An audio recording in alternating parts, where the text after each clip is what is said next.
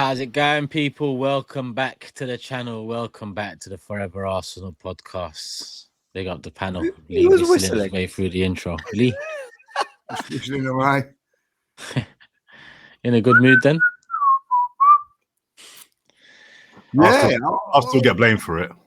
yeah. Well, no, Jordan's upset me a little bit. Yeah. Well, that's not the first time, not the last time. No. Yeah, you know, as it happens, I've come in here. You know, won the cup final this morning. Like, you know Was what I it? mean?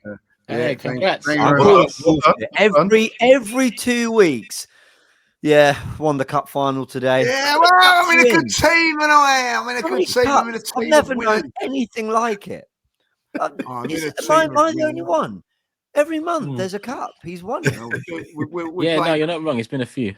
We're playing 3 cup finals, and we've won 2, and we've got 1 next week. How crap's your league? Jordan. How crap's your league? Right, before that, we won the county cup. We won the quadruple. We won the Essex County Cup, which is no mugs of a county, right? And we're a good side. Got good players.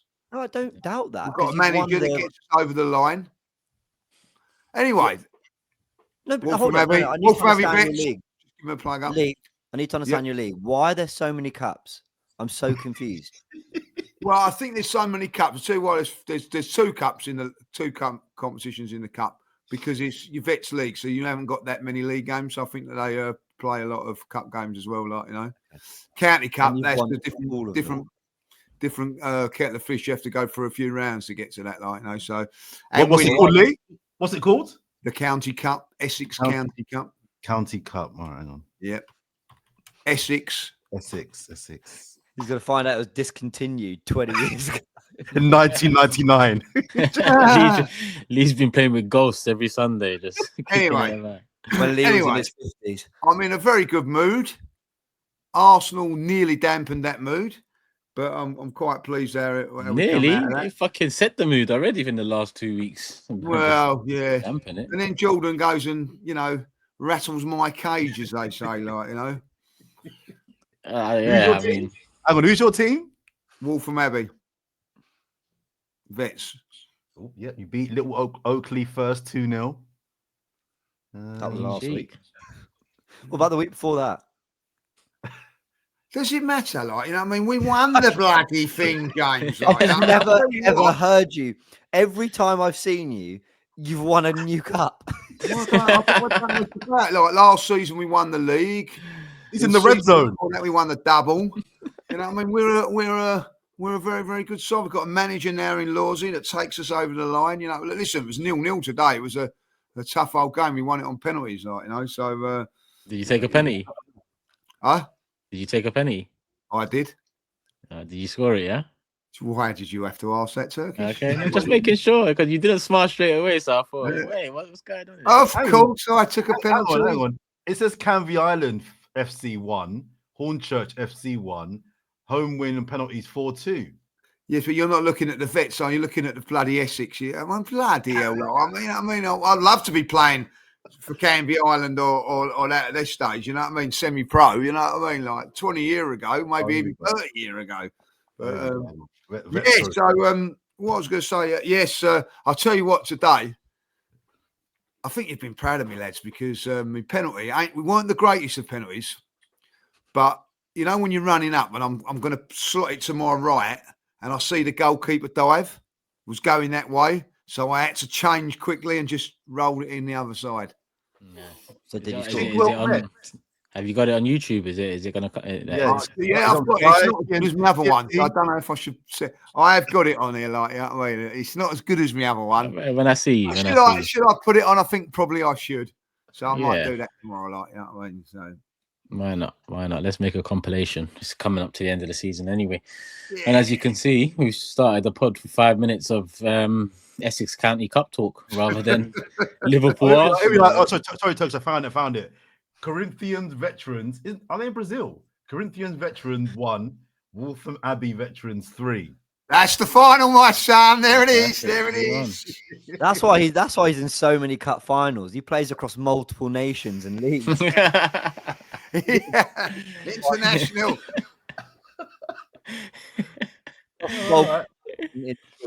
Well done, son. Well done. Well done. Thank you very much, sir. Thank you very much. Congrats on the cup this week, and do you want to see the medal? The cup final next week. Do you want to see the medal or not? Go on, then. Go on. Of course we do. Yeah. Please. I don't really.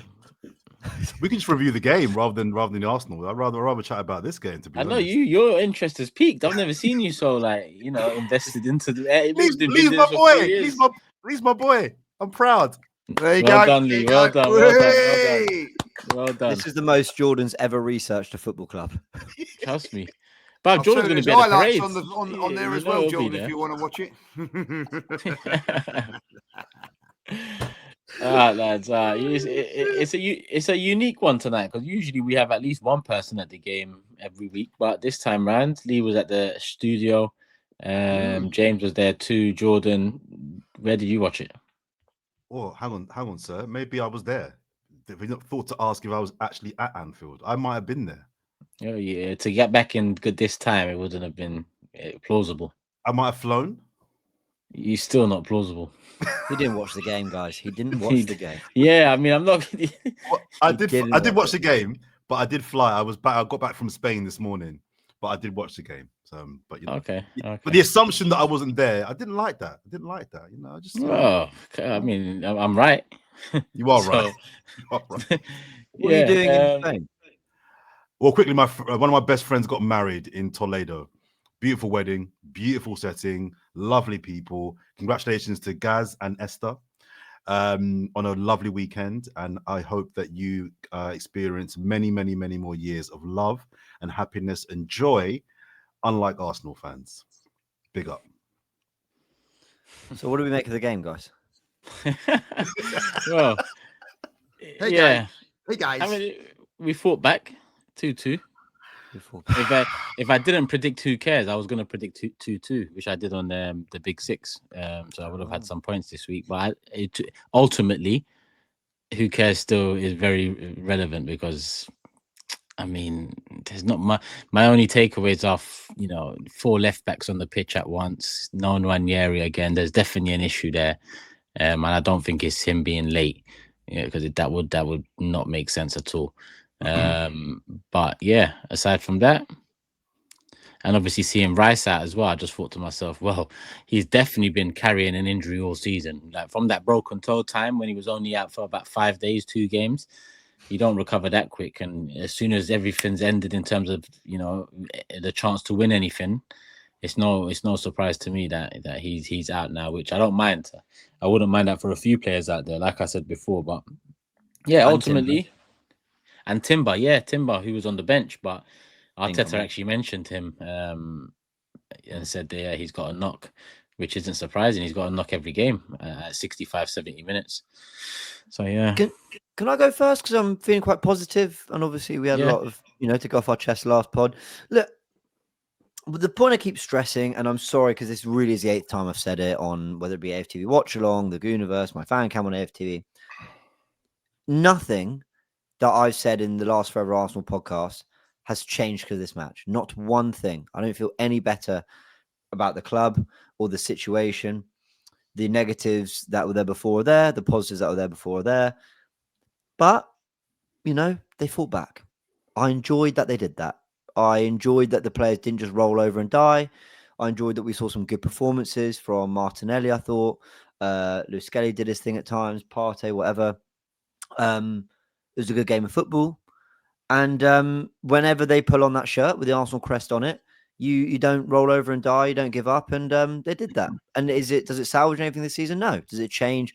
I don't want one transfer target less because of that result. But at 2-0, I really did think, this could go quite wrong for us. I was surprised we were 2-0 down. I didn't think we were playing badly. I thought we were doing all right. Second half, we stepped on it. We got better, and I thought until the sending off was what actually swung momentum back for Liverpool. That we were much better than the second half. And yeah, they might be drunk. Yeah, they might be hungover. Yeah, they might be on the beach. Yeah, it's all done and wrapped up. But ultimately, I don't think footballers ever really fully lose that competitive edge. They were 2-0 up and we found a way to claw it back. So listen, fair enough. Like fair play. That's really all I can say. I'm not, Mr. Celebrate Straws, I've got a history of being happy with those. But in fairness, that was something. And we could and maybe should have won it at the end. So I don't, guys, if you want to hear me rant, Fair enough. It's on the last pod. Do you know what I mean? Like it's not. There's nothing to rant about. I mean, exactly. the situation. I'm with you, James. Listen, I think it was a good performance in the end. Should have been 1-0 up. Saka, brilliant free kick, by the way. They worked that out. Fantastic. Big up, Jova. Yeah. That was something different. That was. man. I'm just saying because we no, come on, next season, yeah. Anyone says Jova is a point deduction. No. I've got to say that I thought that was well. Yeah, come on. It was a good free kick. Just say it's a good free kick. He should score. He'll get back to him. Don't worry. Like, why do we have to mention his name? No, that's what I'm saying. Next season, 1 point deduction every time. It was a good free kick by Arsenal, and it should have been finished. I thought first 10-15 minutes played really, really well in it again. But, didn't score. And then the first sort of attack that they had, or second attack, they had a good save from Ray, by the way. Ray made 2 fantastic saves in it game, by the way. And then we give away like a goal. Listen, I've looked back at the game. It's embarrassing, boys. The defending for those 2 goals is shambolic. And Saliba, was probably at fault for the first and the second. It should be no way should he be behind Diaz for the goal as well. But listen, all jokes aside, when it mattered, when we had to go down to 10 men, I thought we defended very, very, very well. But I have to say, how can you say that? You're 2-0 down at Anfield, just been out against the Champions League. That half-time talk must have been pretty brutal or whatever. To come out and do what they've done, I thought was fantastic. I have to say that, give them credit. I know that we slag them off and whatever, but to come out, Martinelli with a wonderful, wonderful header. I don't think I realised how good it was until I've seen it back a couple of times now. Fantastic header to beat Alisson from there, brilliant. And I felt that we really took it to them second half and deserved a goal. Marino's stupid for getting sending off. We've complained about sending offs this season. Can't complain about that one. And that's put us in a bit of a hole for next week. But listen, I think that, you go any way to one of the big teams and, the champions and come back from 2-0 down to get something. I think, credit where credit's due. Credit where credit's due. Before John jumps in quickly, does anyone feel a little bit like this week kind of... For me, kind of sums up. This week has summed up almost Arsenal in recent years. Like a Champions League semi-final, fair play, got that far. We deserve to. I don't think we disgraced ourselves against PSG at all, but we weren't good enough. Nor do I think we deserve to go through. And once again, our kind of record against Big Six and Big Six games, we're good. We kind of show up. We're quite sturdy in those games, and we're difficult to beat. But that's kind of not enough either. It's like I don't think across the 2 games this week Arsenal played badly. It's just not enough. Yeah, that's kind of where we are. And in 2 games where we should have been 2-0 up in both. We should have been 2-0 up in the first 10 minutes in Paris. I think we could have been 2-0 up in the first 15 at Anfield. But the same problems reared its head. It's kind of a week that kind of captured where this team is. Like, yes, we know we are good enough for a semi-final and a second place. No one has ever sat here amongst all our ranting and gone, Arsenal are a shit team. No one said that. But we're so frustrated that actually the things we need to make the jump, we knew 2-3 years ago and are still the problems why we haven't. That's the issue. And I think this week's almost, the light's been on that more than ever, I think. Yeah. We're 2 quality players away from just being complete. But we've heard that before, and I mean, like 2 in terms of starting 11. I think I'm with you 3, including left wing. But honestly, I think if you get the right striker in and you get the right number 10 in, or number 8, creative number 8, one or the other, then I think even your left wing becomes better. maybe not good enough in terms of what we expect from Saka on the other side. But I think the first two big adjustments in those positions, because the creativity in midfield, slowly but surely, this season, it's been exposed more and more and more. Like, we knew what the attack was early. It unfolded that is what it is early.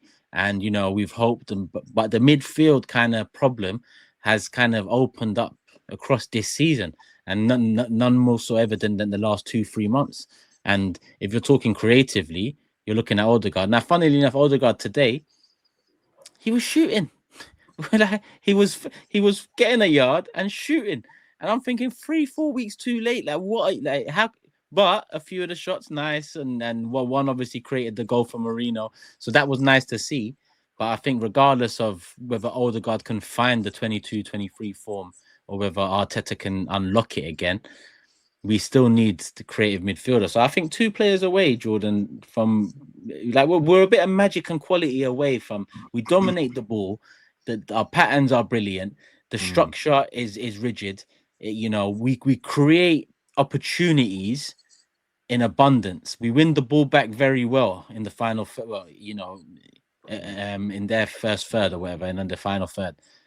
So the only thing missing is, like, when we get the ball or when we're in those, who's taking that risk to try and glide through 2 players? Who's taking the shot from 25 yards?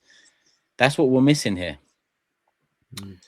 Yeah. I hear what you're saying. I still think we need to drop in 3. I do hear what you're saying, but I think we need to upgrade on the left wing. I think we need to upgrade up top, and I think we need to upgrade in the middle, whether that's a creative 8 or an out and out, assisting 10. But you put 2 top players in that 11, then we get a lot closer for sure. On the game today, I mean, pre-match, when the news dropped that Rice was in the squad, I was worried. I was in the WhatsApp group saying, we're going to get pumped. We're going to get absolutely stroked today. I was really, really worried. And despite not playing poorly in that first 20 minutes, to go 2-0 down, I was concerned. I think it's a positive we didn't collapse. I think that's a good thing. We didn't collapse. Just some bullet points. I know I'm in the minority that feel that second is still important, and not losing this game was important. I think it's important for second for reasons I've given before. But drawing today also preserves there isn't a top 6 anymore, in my opinion. But the traditional top 6, we're still unbeaten against the other top 6 teams. I think it's in 3 years.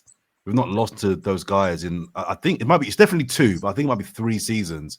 So to go to Anfield and get a point, albeit a Liverpool side that have won the title on the beach, probably a bit hungover and nothing much to play for, it's still a point at Anfield. There's no shame in that. The Saka miss is a shocker. I mean, let's not gloss over that. It's a bad miss. I had a bit of sympathy for him on the free kick. Yeah, he's got to score that. It is a bad miss, yeah. He's got to score that. Wow. Okay. PSG miss was worse, but yeah, it's a bad and if miss. that was the I thought PSG was worse. It was. The PSG, I was more sympathetic to the PSG one because of the pace it came at. I still think he's got to do better, but today he's got to score. If that's the flirter, I'm killing him. So no one gets a pass out here. Saka's our guy. You got to score that. I'm sorry. The other thing I thought was worth mentioning as well, I agree with Lee. The header from Martinelli was a very, very well executed header. It's harder than you think at first glance. I'm glad you mentioned Odegaard Turkish. I thought Odegaard was much better today. It is 2 months too late. A couple of really good shots from distance, but he was also creating more. He wasn't just getting on the ball and passing it simply. He was actually trying to make things happen. And it didn't always come off for him, but at least he was trying to make things happen. We've not seen that all season. So despite, put the 2 long shots to one side, which were quality shots from distance, I thought his general play was so much better today. So big him up. I always had him as our player of the year anyway, but I think David Raya, I think he sealed our player of the year. Was there any disagreement from anybody here? I agree, but do you think he? No, I still give it to Gabriel. But do you think he put Marino in a spot of bother, or do you think? Well, it's funny because in one of my groups, somebody said, because they've got this big bee in their bonnet about every team playing out from the back when it's not necessary, and I said on this occasion, I normally agree with him, but on this occasion, I don't think playing out from the back was the problem. I just think it was a poor touch from Marino. But where I will put some blame on David Raya, I don't think Mourinho had a good game today. I don't think he played well today. I know we got the goal, but he didn't play well today. And I think if you're a teammate, and Lee, you can confirm this or not, because you're playing high quality football here on Sky Sports. But I think when you recognize that your teammates are not having a great game, you got to recognize when to give them the ball and where. And I think if you're David Raya, you have to recognize that he's not having the best game. So to put him under that kind of pressure, even if the pass is on, if I'm David Raya, I'm thinking to myself, I could give you this pass, but you're not having the greatest of games. Let me just go long or go to another option. So I don't think playing out from the back in that instance was a problem. I think the recognizing that he wasn't having the best of games was the problem, compounded by a poor first touch. I think was my I just watched it. I just watched it, Jordan. It's Rya's done nothing wrong. He's played him a lovely pass, and it's just a shit touch from Mourinho. I was wondering. I couldn't quite remember it, but yeah. The only problem I've got with it, guys, and it maybe it's because I'm old school and all that. You got yourself back to 2-2. Is the risk worth the reward there? That's all I'm saying with that. That's all I'm saying. Just clear your lines, keep your shape, and build from there. He done it against Paris with Declan Rice, and Declan Rice has a not the greatest of touches, and they get on and score from that. It's not the Saliba in Real Madrid. There's been 3 or 4 now, and I'm not saying that they're Raya's fault. I'm looking at it and going, is the risk worth the reward? And even when I look back at the Real Madrid one, we're 1-0 up. You know what I mean? We've just gone 1-0 up. Do you need to put that risk in there? And looking at Mourinho's had a bad touch there. There's no two ways about it. And to be honest, he does fantastically well to recover from it with the first tackle. He does. Yeah. Unbelievable tackle. And then he just loses his head trying to. Well, I was sorry, Jordan, just quickly on Mourinho. No, I know. They're down now. I was on the watch along, guys. At half, I thought Mourinho had a great first half. I'm being deadly serious. He got in roughed the walls, up. Man. He got roughed up a lot. He got a kick in. They were roughing him up a lot. First half, I don't think I thought he did some brilliant stuff defensively, winning the ball back high up the pitch. He made one great tackle in the penalty area. Dug out some decent crosses.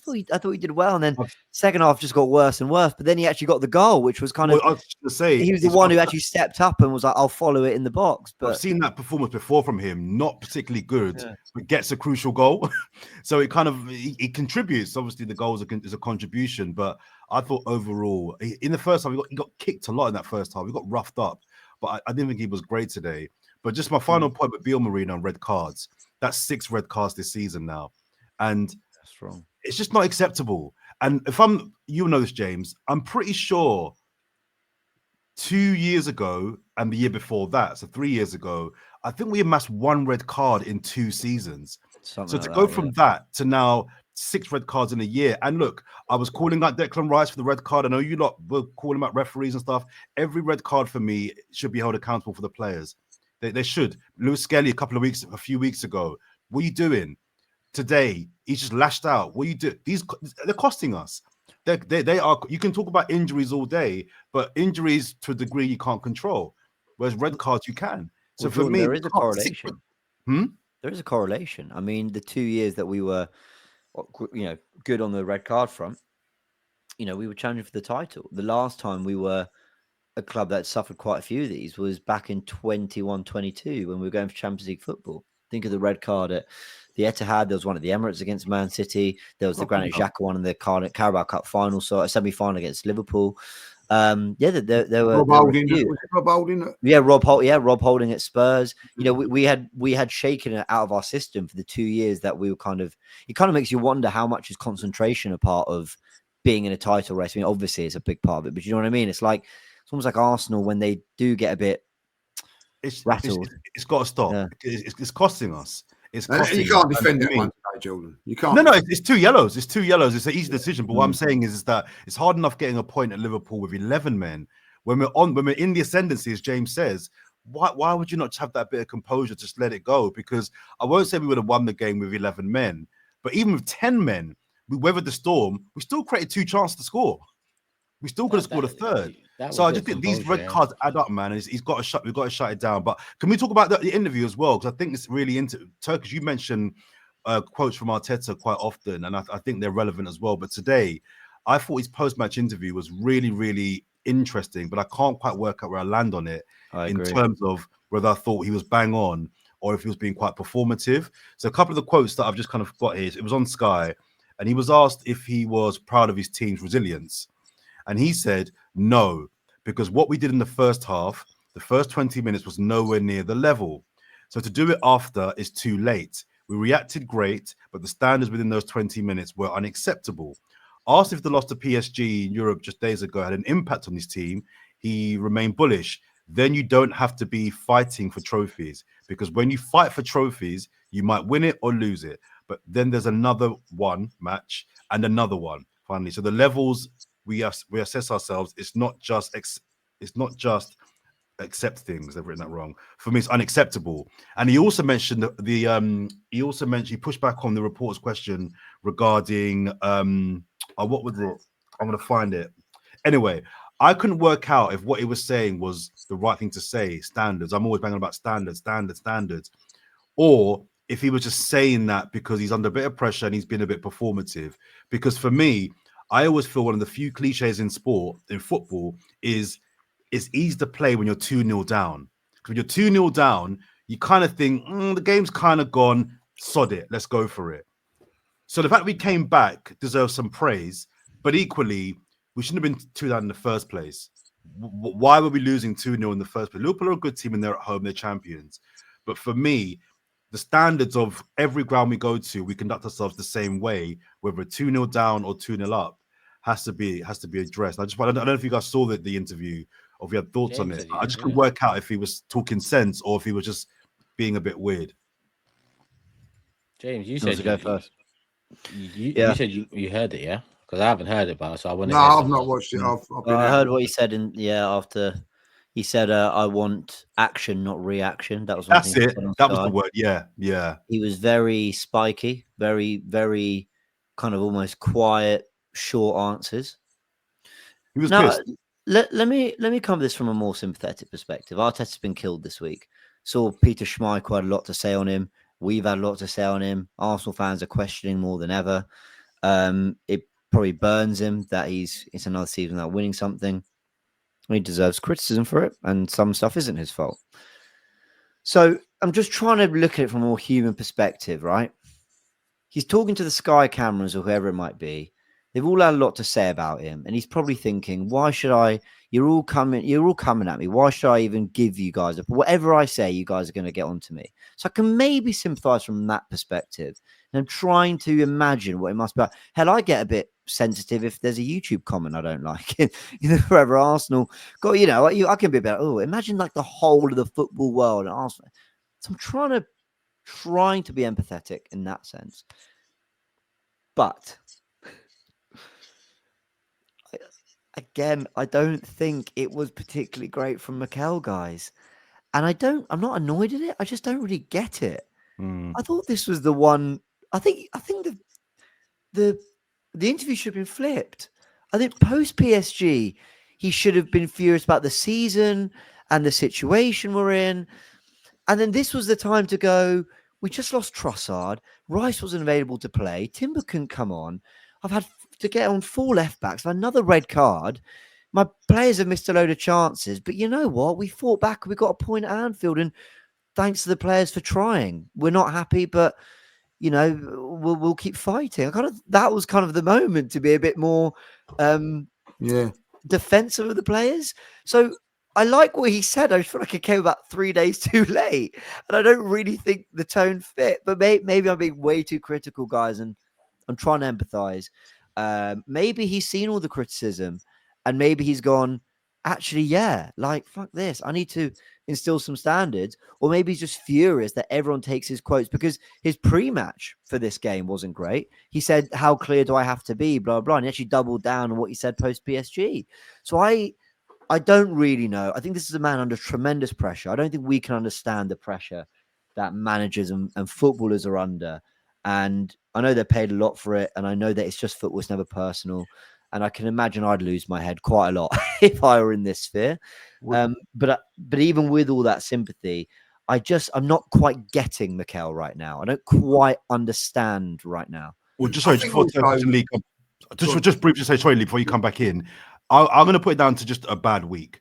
Because normally I think he gets the tone right in press conferences. When we're bad, he normally calls it. When we're good, he normally praises it. So he normally gets it correct. This week, I'm going to just put it down to pressure, and he's had a bit of a mad one. So it is bizarre. Exactly. I just think like, listen, he's a winner. He's a professional footballer back in the day. So he would have had that competitive thing in him. And I think this week has kicked him and hurt him, like, he don't want to lose, and losing in semi-finals is tough to take. And probably is hurting a little bit more than what people think that he should be or whatever. But that would have hurt him on Wednesday, because do you know why I think it would have hurt him more? Because what could have been if I could have gone and got the centre forward in January, if I'd have done this and I'd done that. I think he's looking back with a lot of regrets, because I think if he has a proper striker, and we score in that first couple of minutes, I think maybe we could go on and win that game. I think even today, we could have been 1-2-0 up before they scored. I'm not saying this game, but because Liverpool not quite at it or whatever, like. But you know what I'm coming from, like. Yeah, and I think that maybe there's a little bit of regret. A little bit of regret. He also said something about this was fascinating. He said something about the first 30 minutes. I didn't like our actions. I didn't like what we were doing, and that's on me. That's my responsibility.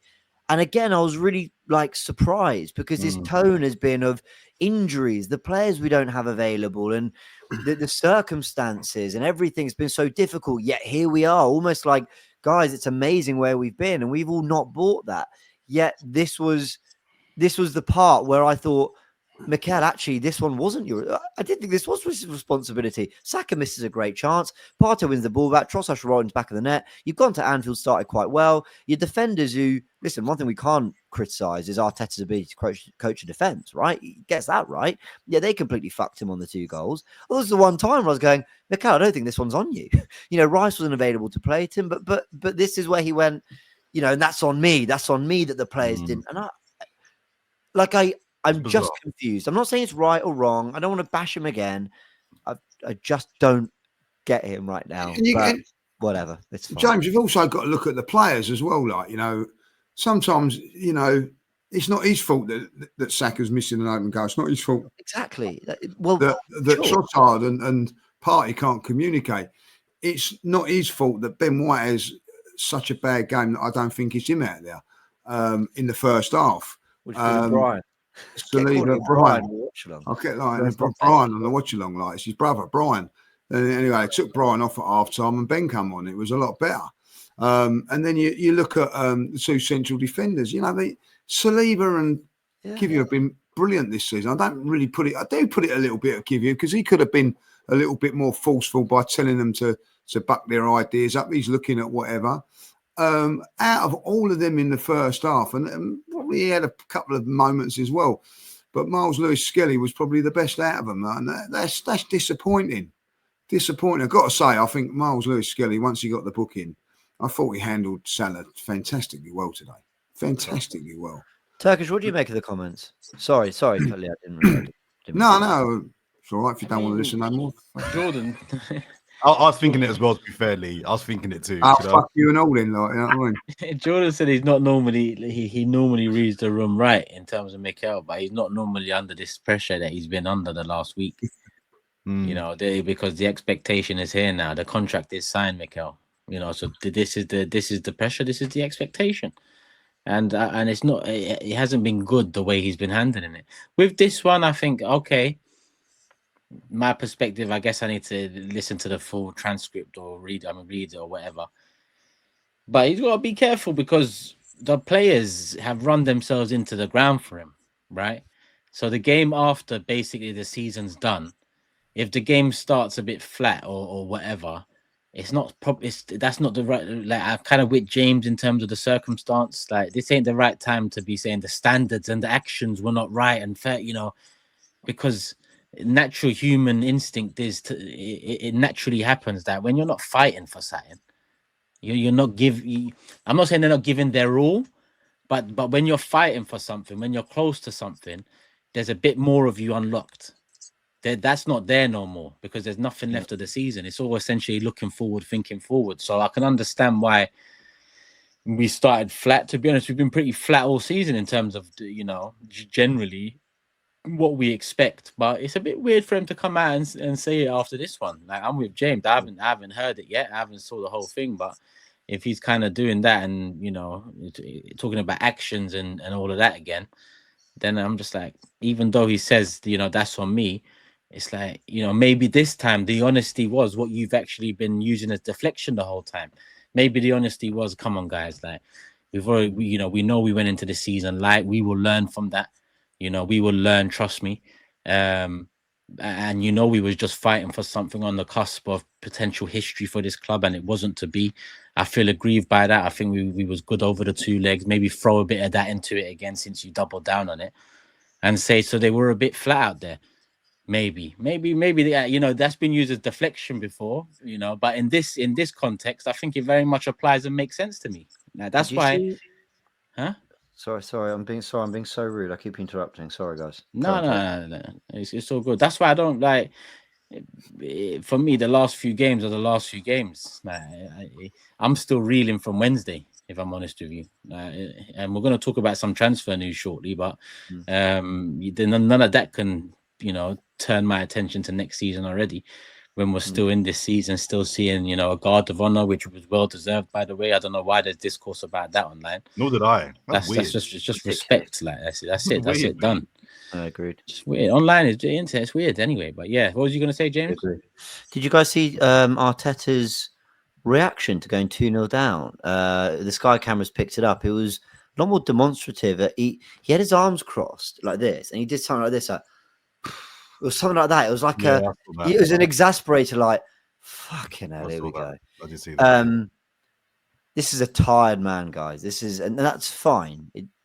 Whatever blame he takes for this season, whatever he doesn't, there's a time when we're tired as fans and the players. But the best thing this summer, actually, it's a nice segue into this Zubimendi news and everything.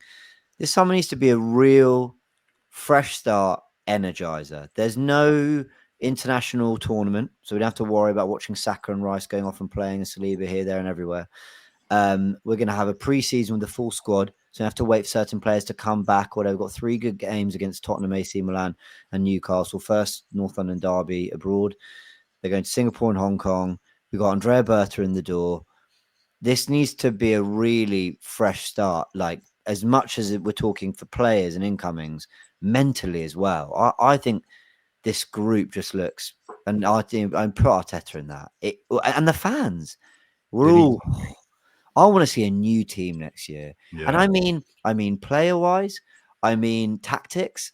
And Lewis Kelly's coaches. Sorry, James. The odd coach. I wouldn't mind seeing a new assistant coach. Yeah, I'm with you on that, Jordan. Tactics, football that energize. Imagine the first game of the season.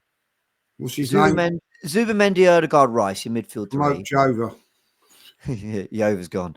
-1. That's mine. I'm starting it this season. He's going down anyway. Get relegated anyway. Assistant manager. Don't you guys think?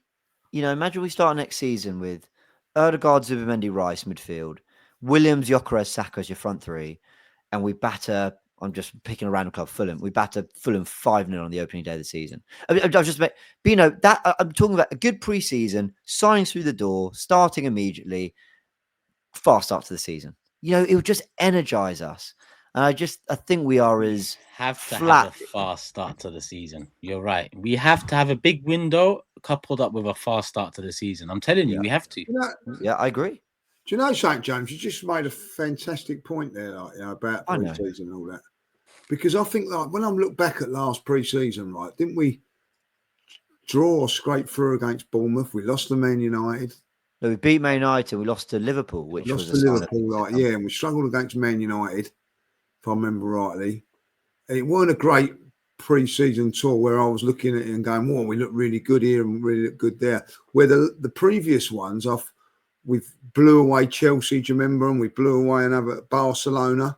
Do you remember beat Barcelona? Yeah. In America, in LA. And Lee, look who got the minutes. Nketiah, Fabio Vieira, Saladin.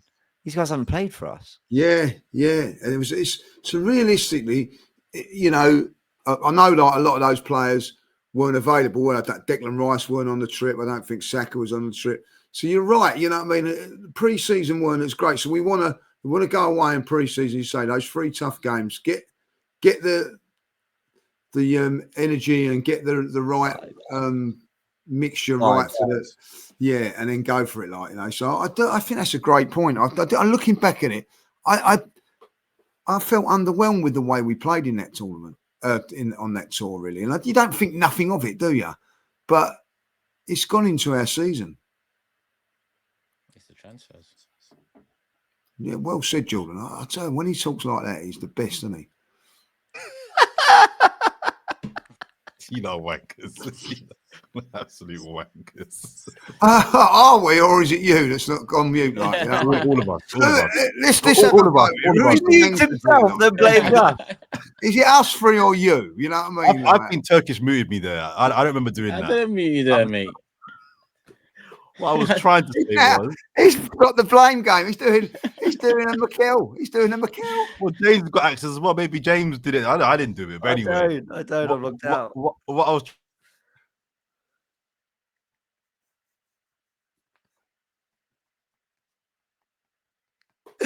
I did mute you there, though. Don't blame me because I'll start fucking about. I'm a professional when I host, man. Don't start blaming the. You go fuck yourself. All of you. I'm not doing this shit.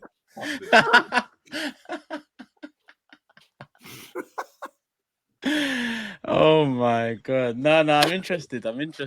Oh gosh. He's turned his camera off. He's turned his camera. He's gone home. That's it. I'm done. And he's promoting his podcast while he does it. Come on. Hey, Jordan. All of you. Fuck, I'm going to bed. He's actually away from the. He's got to make himself a sandwich. Come on. Come on. Stop sucking on the lemon. Get yourself back in here, like. There you go. So I'll tell you what, and you like James. I told you sneaky. I told you that. It wasn't me. What I was trying to say was, do you remember that summer 3 years ago where we did our business early? We had a brilliant preseason, and the season that followed that season was who did we buy? I think the summer we bought who did we buy?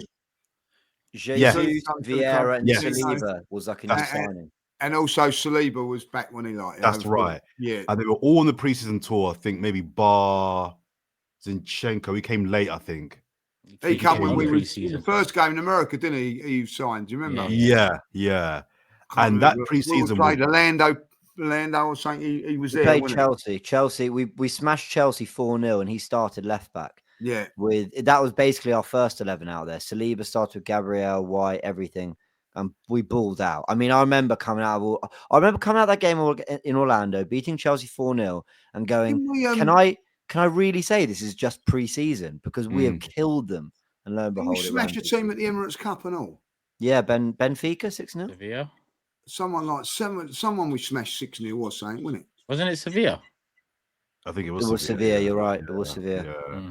But the point I'm making is that I think that, I remember 4 of us on this podcast all saying a good preseason doesn't guarantee you a title, but a good preseason, good recruitment early gives you the best chance. And that year we started the season so well, and we went on to have a really good year. I'm not saying it was down to the preseason, but you can't have of course it helps. Yeah, so it's no coincidence. It's no coincidence that summer and the summer after that, which is our best 2 summers in terms of how we moved in the summer, right? Because obviously I'm not going to compare the Jesus and that signing to the Ozil signing that year, but the Ozil signing was a deadline day signing after we already knew what it was for this season. We haven't done enough, but you know what? Great, Ozil's in. I think those 2 windows, the Jesus, Saliba, Zini window, whatever, it proved into this. It went into the season. We started well, 200 days top, whatever. Kai Havertz, Declan Rice, that was done early. We challenged again, game week 38. That's the only 2 summers. That stop me if I'm wrong. That's the only 2 summers we've been proactive. We've addressed we've addressed enough areas that we need to address to be confident going into the next season. Can you think of any other summer? And it's led to the 2 best seasons we've had in the Premier League Emirates era. So it's just, this is part and parcel. Do your business early, and Mikel's spoken about proactivity before. And make sure you do your business well, because Mikel's talked about making sure you maximize windows before as well. And there's no bigger window to maximize than this one for him, because it could be his last. Well, I'm linking the 2 because I'm linking Mikel Arteta's emotion this week, and he did look, as James said, he looked like he was just like fed up. But I'm linking that with looking ahead to the pre-season. If he feels that way, he's got to say to this Berta dude, "Yo, I need some serious money. I need these deals done early, and I need a chance to get these players in the door so I can tweak and try things in pre-season before the season starts." He's got to replicate that from 2 years ago. Get the guys in that he wants, get them in early, and let's get on the training ground and work out how we're going to win the Premier League next year. Because it's not a coincidence. When you kind of get the preparation all right, you give yourself the best. You give yourself a better chance of doing well. That's why I like the Zubimendi deal, guys. The club's got a lot wrong on the transfer for 3 transfer windows in a row. I think Jan 24 through to Jan 25. That's 3 windows. They've got a lot wrong, but that doesn't mean everything they've done is wrong. And I think getting ahead on the Zubimendi deal, a lot of clubs in for him. So the whole, Jorginho's going, who do we bring in? That's kind of been solved. Partey will probably sign a new deal, and that's done. That's ready to go. He's coming in day 1 of training, pre-season. Martin Zubimendi, one of the most sought after 6s in the world, is in. There's so much more to do, but we can praise when they've done a good thing, and that's a good start. That's where I am on the deal. Can I ask you guys, sorry, this might be a chat for in 3 weeks after the season's finished, but Zubimendi, I think he's a brilliant player. Is he a game changer for you? Or is he a floor raiser, or is he a ceiling raiser? I think that's going to take a few years to see. I think that might sound crazy. That's fucking great. I know. Do you think he goes into our midfield 3 and elevates the team immediately? Well, I don't know. Is he better than Partey today? No. But you're looking long term as well, like someone that can come like Partey. You know what I mean? I think Partey is outstanding in it, but I noticed it today. Sometimes he can't get up. I think you said it, James, on thing. He got back when he got forward and he couldn't get back. You know what I mean? So it just needs a little bit more. I think energising. Our midfield needs energising a little bit. And listen, I'm with you guys. Partey's got to sign another deal, because if you're playing Zubimendi and then the next week you're playing Partey, there's not a massive drop. And I think that's something that we've got to do. Whether he's a game changer or not depends if Mikel can make him into a number 9, doesn't it? Like, you know what I mean? If he does that, we've got a good chance. I think Partey took a year to, even though we could see his quality immediately when he arrived, I think Partey did take a year to really settle into the role. Injuries didn't help. Rodri took a year or 2 at City. Like, people forget. I remember finding a tweet from 2020 or 2019. I can't remember what. No, maybe 2021. I can't remember when Rodri signed. But there were City fans really complaining on Twitter in the comments when he was in a starting 11. Like, and now he's a Ballon d'Or winner. So sometimes I think that 6 role can just take a little bit of time to settle into. So Zubimendi, I think, is a great signing, but I don't think he makes us right now immediately a better team for next season. Can I ask you guys also about Partey? Do you think this season, in terms of fitness, is the real Partey, or do you think this year is the anomaly? Oh, what a question. Well, he's been 1 on, 1 off 3 ways. He's been 1 off, 1 on, 1 off. Yeah, that's a great point. Great point, sir. 22, 23, he was fit for most of it, almost all of it. Yeah, I think this is the most games he's played in a season now, but I think he's well deserving of it. And to go into these, I mean, this was the season, so I even hate saying it, because it's a joke that the next season is now the season, because Evra's right. Like, it's always next season. But yeah, Yeah. I just wonder, Turkish- 'cause he's getting a contract. Sorry, he's getting a contract extension. I think we all agree with that. But I just wonder if we'd be better off letting him go and then bringing in the new party. Because like James said, if it's gonna take time for a new six to embed, then keep Partey. Less games and more energy from him as well. You got to think he's played over 40 games for us this season, coming off the back of a season where he's barely played. So if you can give Partey 30 hand-picked games in a season, hand-picked the special ones because we know his level, and then embed Zubimendi in the ones where we should be winning even without Partey because we've got Zubimendi now, then that's the way it should be. But to lose Partey and Jorginho and then bring Zubimendi in, it's square one to what we need to do moving forward. Anyway. No, you're right. Or do we flip it? Do we have Partey as like the guy that starts the FA Cup, League Cup, comes on in the Premier League to see out games? Partey would start the season for me, first 10, 15 games for sure.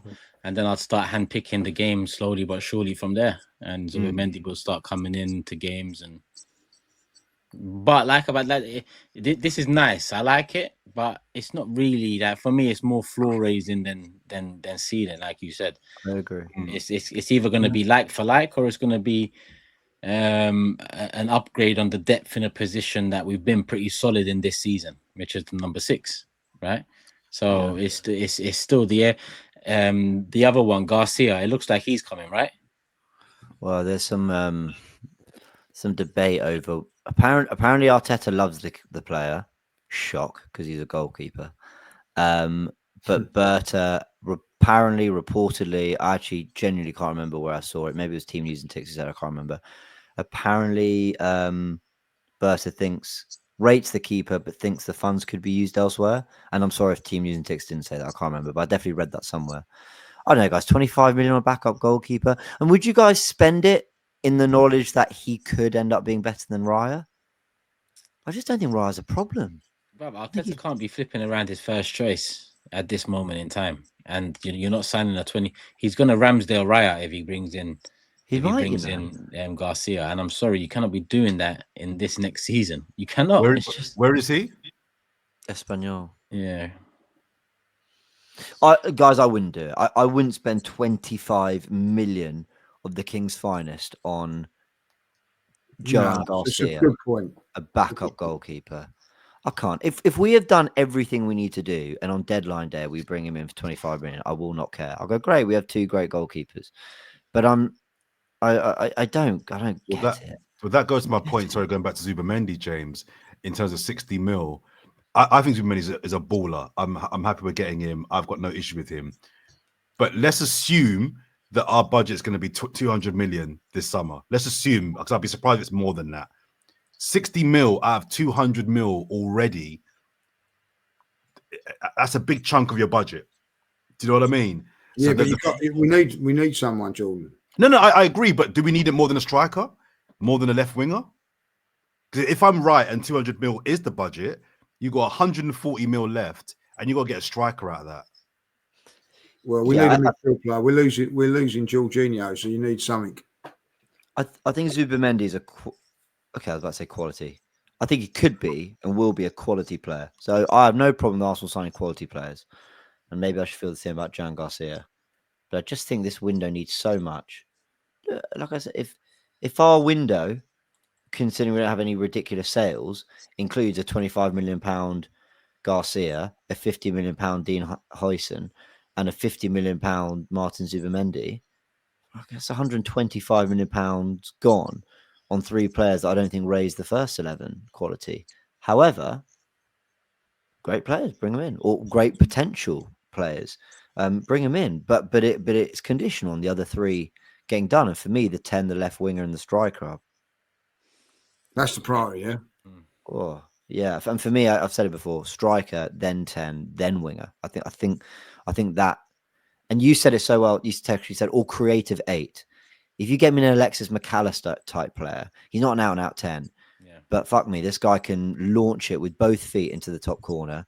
He can run up and down the pitch. He can play 6, 10, 8, right 8, left 8, wherever. He's just an all-round brilliant technical central midfielder.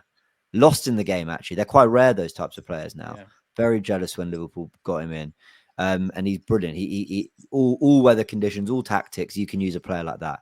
That is almost more what we need than like an out and out 10, but hard to find. Yeah, and I think, well, I mean, the Liao rumors came out of nowhere too, but we'll just stick to the more concrete ones until we've got all summer to talk about transfers anyway. And like I said, I can't really focus on all that stuff as much as the club and the PR machine wants me to or wants us to. It's still, it's still very raw in terms of this season being done the way it's done. We've got a game next week, people, but we're going to do a pod before that game, so there'll be no predictions this week or on this morning show, because this will be out in the morning. Jordan has made 1 point progress towards James, though, because James did allow him to go with the 1-1 change, and that has cost you a point in the title race. Yeah. Too nicey, James. Too nicey. But do you know what's so gut wrenching about it is, it was 2-1. That's why I had 2-1 to Liverpool. And you had 2-1. Gut wrenching. Gut wrenching. Didn't you have 3-0 Liverpool, Lee? I did. Yeah. Gut wrenching when it was 2-0 when Martinelli scored. Gut wrenching, Yes, so all to play for. 2 points now. 2 game weeks to go. 2 points, 2 games. Turnaround. Yeah. How many points is it? 2 points. 2 points. Because when you minus 53 from 55, you're left with 2. Yes, James, I didn't hear that. Okay, there's a table there and everything. 2 games to catch you. Can be done. I'll tell you what, that would be disappointing if you lost it from here. That'll be a bottle drop. Lee, wouldn't it? That'll be a bottle drop. Big time. I like to credit the winners. I like to say it's a brilliant turnaround from Jordan. And, I put up, James, in the words of Arteta, I put up a points tally that would have won it any other year. I should have another title by. I should have 2 titles. James, but, if you bottle this, the community ain't gonna credit me. For the whole year, gonna be absolutely battering you, mate. You know it. Yeah, that's fine. Yeah, that's right. This could be. I think I genuinely want Jordan to turn it around. What about you, Turkey? No, you do. I mean, listen, I got to find a pro in one of them, and I guess, Jordan having 1 and James having 1. No one's got 2. Yeah, I hear you. That just doesn't want me level on titles. This is some historic hate. I know. Oh, legacy hate. This is legacy hate. Unbelievable. Do you have comments of the day? I was just scanning for one now, but they're all. I've got one. I don't know if it's definitely not a compliment. But here you go. Hold on a minute. Well, first of all, build up the community. 1,400 comments. Yeah, unbelievable. No, a lot of you tuned in. Big thanks for joining us. Especially because that podcast came out 24 hours later than we normally want. So the fact that you all jumped in and stood a part of it. Well, I mean, fucking fair play to you all. Honestly, thank you. Genuinely, I didn't read any of your comments, but thank you. Lee, I heard the security had to escort you out of the Parc de France for running onto the pitch because you were trying to move the goalposts. Is he having a dig at me there or what? Yeah, I think so. Yeah. What's the dig that you're always shifting the blame or something? Well, maybe, but one thing I do know is I'm not a pitch invader. I never have been, right? You arsehole. You flip-flop. It sounds like you might have been. You took it to heart. This is a nice one from Angela Harrison. The AFTV pods, particularly this one, are the only positive aspect of our season. Big up all. Hope you all continue to record and stream live during the dull summer without football, especially if you're in Australia and it's chilly. So I'm not really quite sure what that last bit was about, but there we go. What a lovely compliment to our podcast. That was nice. Yeah, man. The community is strong, man. I got a couple here. Somebody responded to my comment about the money we spent not being enough. Sorry, Jordan, but you can't say 750 million isn't a lot of money. 750 million. Are you joking? That is a ridiculous sum of money to not produce results. It's like, bro, over 6 years, it's not a lot of money. The next comment was an interesting one, and we discussed it actually earlier on, so it's relevant. The responsibility of the manager is to be a leader and the club's ambassador, not just a technician. When you talk publicly, you talk on behalf of the club, and this is where you see clearly that he lacks experience as a leader. He needs to be a lot more calmer and composed. He has to address the fans in these hard times. My question is, where is the Arsenal communication team? So I thought that was an interesting take from one of our viewers there on Mikel Arteta. I mean, that's obviously in response to the Paris Saint-Germain comments. But yeah, go on, James. Go on. And one, actually, like a joke, I actually did read some of the comments. And what a lot of people were arguing with us about was they were saying, why are you taking the comments so seriously from Arteta? He's trying to defend the players. And what, just to address all those comments, why does he have to defend the players? Is basically my response. Like, even if that's what he was doing, why does he have to do that?